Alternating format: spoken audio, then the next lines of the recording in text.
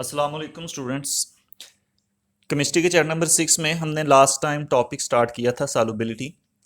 फिर हमने उसके फैक्टर्स को पढ़ा जो सॉल्युबिलिटी को इफ़ेक्ट करते हैं। तो दो फैक्टर्स हम पढ़ चुके हैं, लाइक डिजॉल्व लाइक, और दूसरा हमने last time solute solvent interaction को स्टडी किया था कि वो सॉल्युबिलिटी को किस तरह से इफ़ेक्ट करता है। आज के टॉपिक में हम टेम्परेचर को देखेंगे कि टेम्परेचर किस तरह से सॉल्युबिलिटी को इफ़ेक्ट करता है।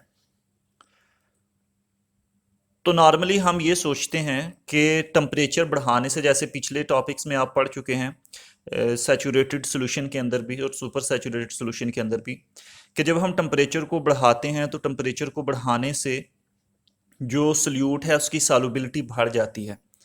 यानी एक सॉल्यूशन है तो जब हम उसका टेम्परेचर बढ़ाएंगे तो उसके अंदर मज़ीद कैपेसिटी पैदा हो जाती है कि वो सॉल्यूट को अपने अंदर डिज़ोल्व कर सके। लेकिन हर बार इस तरह से नहीं होता कि टेम्परेचर बढ़ाने से हमेशा सॉल्युबिलिटी जो है वो इंक्रीज़ नहीं होती। इसमें तीन डिफरेंट किस्म की पॉसिबिलिटीज़ हो सकती हैं। तो तीन तरह के केसेस हैं जिनको हम स्टडी करेंगे: when heat is absorbed, when heat is given out, और नो चेंज इन हीट। यानी तीन तरह के केसेस होते हैं कि जब हम किसी सल्यूट को सॉल्वेंट में डिज़ोल्व करते हैं तो बाज़ दफ़ा हीट जो है वो अब्जॉर्ब होती है, बाज़ हीट रिलीज़ होती है, और बाज़ औक़ात जो है वो कोई हीट में चेंज नहीं होती। ये तीनों डिफरेंट तरह से इफ़ेक्ट करते हैं सॉल्युबिलिटी को। तो सबसे पहले हम केस देखते हैं व्हेन हीट इज़ अब्जॉर्ब। तो कुछ साल्ट्स होते हैं जैसे KNO3, NaNO3, KCl। इस तरह के साल्ट्स को जब हम डिज़ोल्व करते हैं एक टेस्ट ट्यूब के अंदर, तो टेस्ट ट्यूब जो है वो ठंडी हो जाती है, टेस्ट ट्यूब बिकम कोल्ड। इसका मतलब इस तरह के साल्ट्स को जब हम डिज़ोल्व करते हैं तो हीट जो है वो अब्जॉर्ब होती है। तो इस तरह के रिएक्शंस को जिनमें हीट अब्जॉर्ब हो उनको हम एंडोथर्मिक रिएक्शन कहते हैं।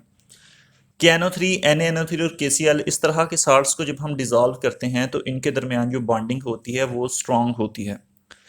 तो उन बॉन्डिंग को तोड़ने के लिए जो इर्द गिर्द का माहौल होता है, सराउंडिंग इन्वायरमेंट है, वहाँ से हीट को अब्जॉर्ब किया जाता है। इसका मतलब कि इस तरह के KNO3, NaNO3 और KCl, इस तरह के साल्ट्स को डिज़ोल्व होने के लिए हीट रिक्वायर्ड होती है। तो बाहर से ये सराउंडिंग इन्वायरमेंट से हीट को अब्जॉर्ब करते हैं और ये साल्ट अपने दरमियान मौजूद फोर्सेस होती हैं उनको तोड़ते हैं और वाटर के अंदर डिज़ोल्व हो जाते हैं। तो ऐसे साल्ट्स को जब हम टेम्परेचर इंक्रीज करते हैं तो ऐसे साल्ट्स की सॉल्युबिलिटी जो है वो भी बढ़ जाती है। ये पहला केस था। दूसरे केस है when heat is given out. अब बाज़ साल्ट ऐसे होते हैं जैसे लिथियम सल्फेट और सीजियम सल्फेट। इस तरह के साल्ट्स को जब हम डिज़ोल्व करते हैं वाटर के अंदर तो टेस्ट ट्यूब जो है वो गर्म हो जाती है, हॉट हो जाती है। अब ये हार्ड क्यों होती है?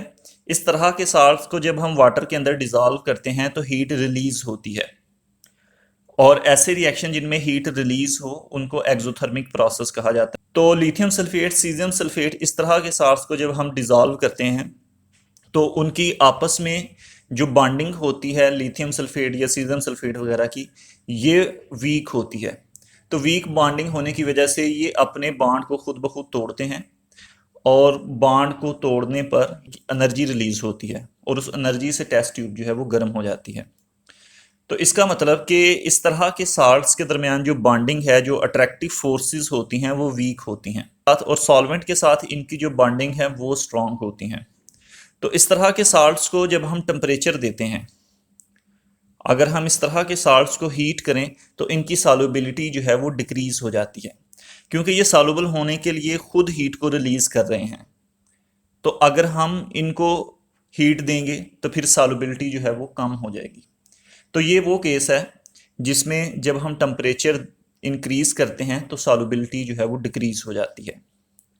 थर्ड केस है नो चेंज इन हीट। अब बात साल जैसे NaCl, इस तरह के साल्ट्स को जब हम डिज़ोल्व करते हैं वाटर के अंदर तो टेस्ट ट्यूब के टेम्परेचर के ऊपर कोई फ़र्क नहीं पड़ता। तो इसका मतलब कि ना ही हीट अब्जॉर्ब हुई है और ना ही हीट रिलीज हुई है।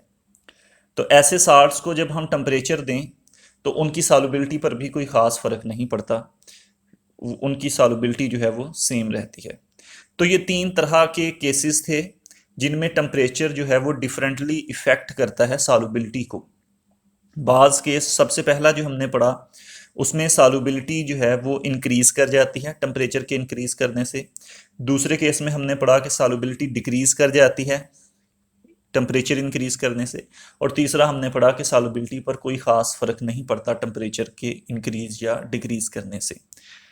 तो ये हमारा आज का टॉपिक था। Thank you.